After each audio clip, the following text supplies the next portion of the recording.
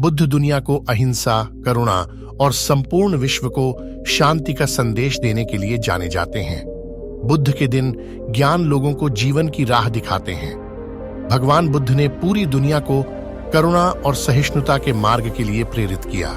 गौतम बुद्ध का कहना था कि हर पुरुष की 4 पत्नी होनी चाहिए। इसके पीछे एक दिलचस्प कहानी है। बुद्ध ने सुनाई 4 पत्नियों की कहानी। एक आदमी की 4 पत्नियां थीं। प्राचीन भारत की सामाजिक व्यवस्था ऐसी थी जहां एक पुरुष कई पत्नियां रख सकता था। समय बीतने पर वो व्यक्ति बीमार पड़ गया और उसे अपनी मौत करीब दिखने लगी। जीवन के अंत में वो बहुत अकेलापन महसूस करने लगा। उसने अपनी पहली पत्नी को बुलाया और उसे अपने साथ दूसरी दुनिया में चलने के लिए कहा। व्यक्ति ने कहा, मेरी प्यारी पत्नी, मैंने तुम्हें दिन रात प्यार किया, जीवन भर तुम्हारा ख्याल रखा। अब मैं मरने वाला हूं। क्या तुम मेरे साथ वहां चलोगी जहां मैं अपनी मृत्यु के बाद जाऊं? उसे उम्मीद थी कि उसकी पहली पत्नी का जवाब हां ही होगा, लेकिन उसने जवाब दिया, मेरे प्यारे पति, मुझे पता है कि आप हमेशा मुझसे प्यार करते थे और अब आपका अंत करीब है। ऐसे में अब आपसे अलग होने का समय आ गया है। अलविदा मेरे प्रिय।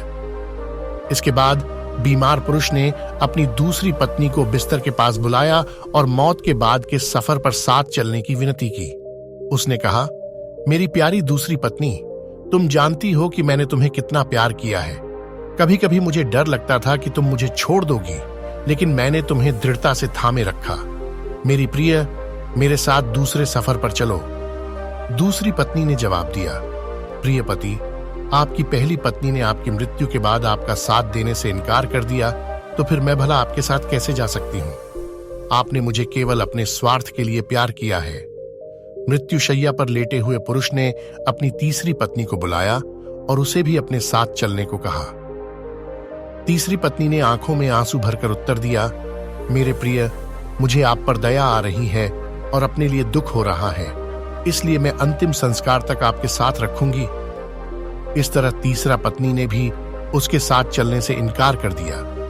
जब तीनों पत्नियों ने उसकी मृत्यु के बाद उसका अनुसरण करने से इनकार कर दिया, तब उसे याद आया कि उसकी एक और पत्नी और है, उसकी चौथी पत्नी, जिसकी उसने ज्यादा परवाह नहीं की थी।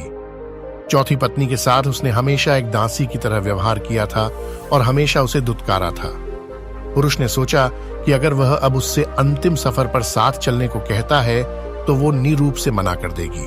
हालांकि वो इतना ज्यादा डरा हुआ था और अकेलापन महसूस कर रहा था कि उसने अपनी चौथी पत्नी से भी दूसरी दुनिया में साथ चलने की गुजारिश की। चौथी पत्नी ने अपने पति के अनुरोध को तुरंत स्वीकार कर लिया। पति के अनुरोध करने पर चौथी पत्नी ने कहा, मेरे प्यारे पति, मैं तुम्हारे साथ जाऊंगी। कुछ भी हो, मैं हमेशा आपके साथ रहने के लिए दृढ़ संकल्पित हूं। मैं आपसे कभी अलग नहीं हो सकती। ये कहानी है एक आदमी और उसकी 4 पत्नियों की। गौतम बुद्ध ने अपनी कहानी समाप्त करते हुए कहा, प्रत्येक पुरुष और महिला की 4 पत्नियां या पति होते हैं और हर एक का खास मतलब होता है। पहली पत्नी या साथी हमारा शरीर होता है, जिसे हम दिन रात प्यार करते हैं।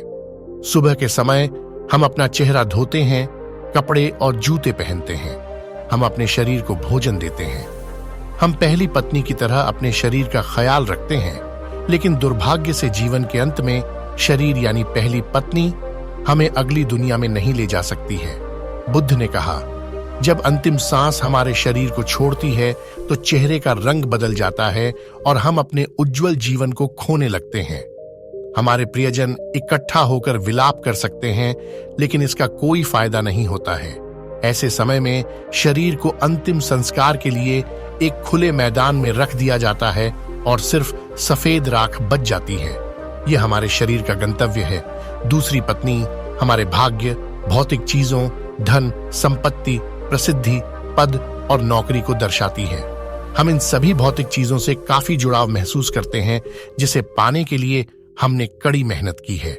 हम इन चीजों को खोने से डरते हैं और बहुत कुछ पाने की इच्छा रखते हैं, लेकिन इनकी कोई सीमा नहीं है। जीवन के अंत में ये चीजें मृत्यु तक हमारा पीछा नहीं कर सकती। हमारे भाग्य ने जो भी इकट्ठा किया है उसे हमें छोड़ना ही होगा।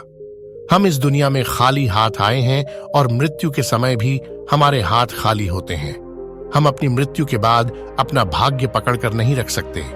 जैसे दूसरी पत्नी ने अपने पति से कहा था, तुमने अपने अहंकार और स्वार्थ के लिए सिर्फ मुझे अपने साथ रखा और अब अलविदा कहने का समय आ गया है।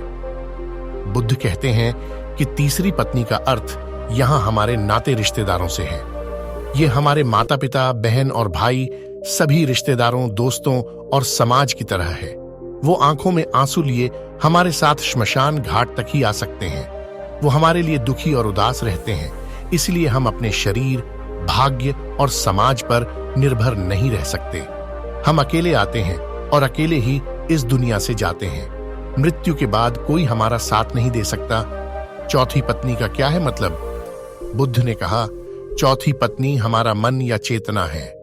जब हम गहराई से यह पहचान जाते हैं कि हमारा मन क्रोध, लालच और असंतोष से भरा हुआ है, तो हम अपने जीवन को अच्छे नजरिए से देख पाते हैं।